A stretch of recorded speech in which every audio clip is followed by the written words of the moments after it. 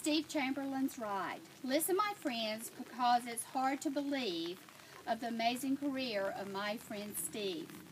Papa Drool told me, have no fear. He had a new doctor who would look after me, take care of, not my rear.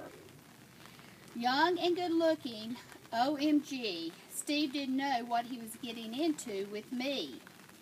Baby number 1 was on his way, and I trained Steve right, needless to say.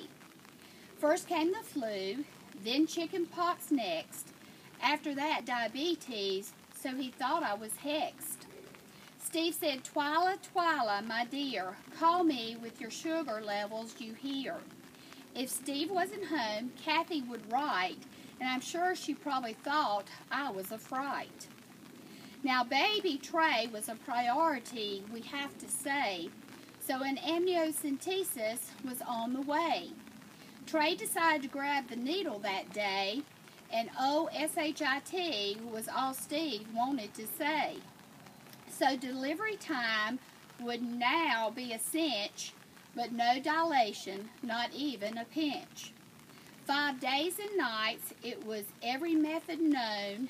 Steve's pet peeve showed up when my underwear were on. Ray, she's your wife, he said with a cough, but I'm telling her those underwear must come off. Steve thought he would get a quick swim at the Elks Club maybe, but Steve, hey Steve, when you gonna let Twyla have that baby? The C-section came at 2:33 a.m. I think. Papa Drool watched with his crackers and drink. Steve was performing an amazing feat and reminded Ray to quit looking over the sheet. Trey was here, our beautiful child, and he said my diabetes would last more than a while. So C-section number 2 would be easy, you can bet, but a problem arrived that would make Steve sweat. The operating room power went off that morning, and air too. Sweating bullets and pulling on me were all he could do. 12 pounds, 1 1/2 ounce rye would not come out. I need another nurse, Steve would shout. Steve was exhausted, needless to say. Oh, I tied your tubes, by the way. Twyla, my dear, you must understand, but another baby would not only kill you, but also this man. Steve has awarded us our greatest joy. Ray and I now have 2 wonderful boys.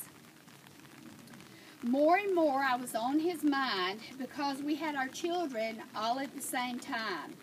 I knew Kathy's happenings because Steve would tell, and I'm sure she probably knew all of mine as well. As you know, Steve was not your average docker guy. He went above and beyond without a sigh. Even years later, when he came to my daddy's hospital room, his honesty and caring, he always remained the same.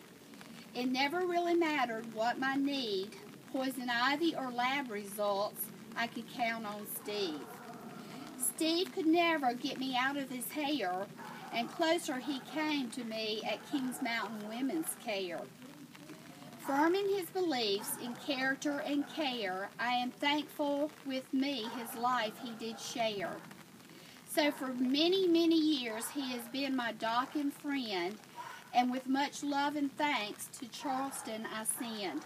There's no way for you to know how special you are, and I pray my God looks over you and Kathy, whether near or far. Love you, Steve.